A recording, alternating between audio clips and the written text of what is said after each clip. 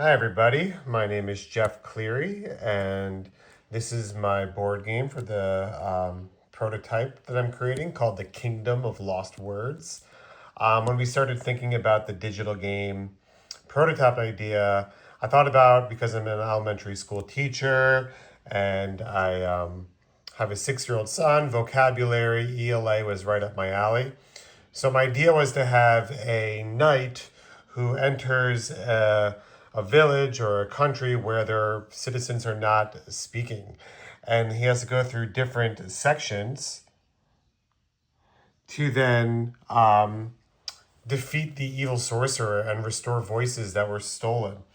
For this prototype, I kind of focused on just getting the challenge questions, which I'll explain in a little bit, as well as a reward system in place.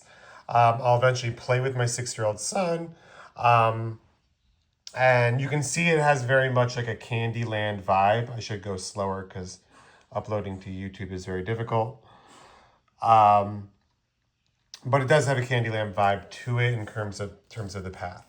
So what we're gonna do, full disclosure by the way, I just moved to a new house, so I have 0 supplies. I had to use good old paper that I was fortunate to find. And my game piece will be a headless Batman Lego piece. All right, so that is what I'm working with. And I also will be using my son's Pete the Cat spinner.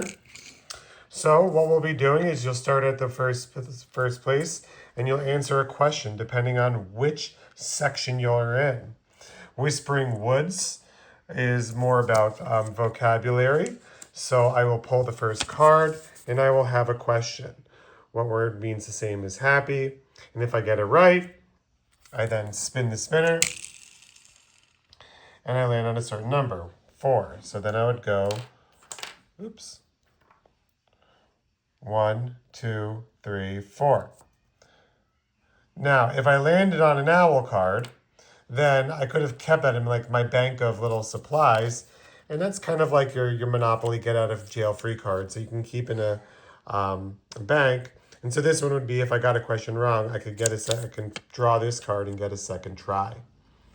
So I would keep progressing through until I hit these crystal checkpoints.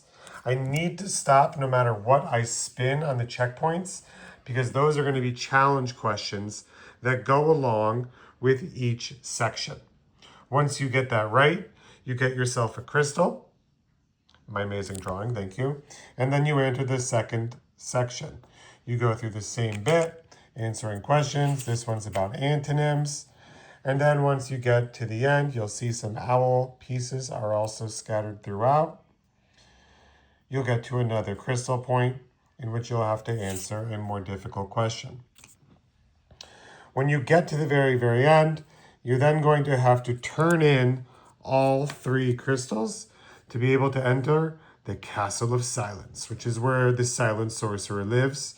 You have to answer 3 questions. And then when you answer all 3 questions correctly, you win the game. And your headless Batman gets to celebrate. I really enjoyed kind of creating this just because it kind of, made me realize some very straightforward, systems that I was ignoring. I thought this game was pretty simple, but when you really do think about even just the fluidity of should you spin first? Should you answer questions first? Can a kid play it? All of a sudden, you start thinking about a lot bigger picture. Kind of excited to turn this into something digital. I'm not sure how on earth I would do that, but this was a very, very fun experience. Thanks for listening.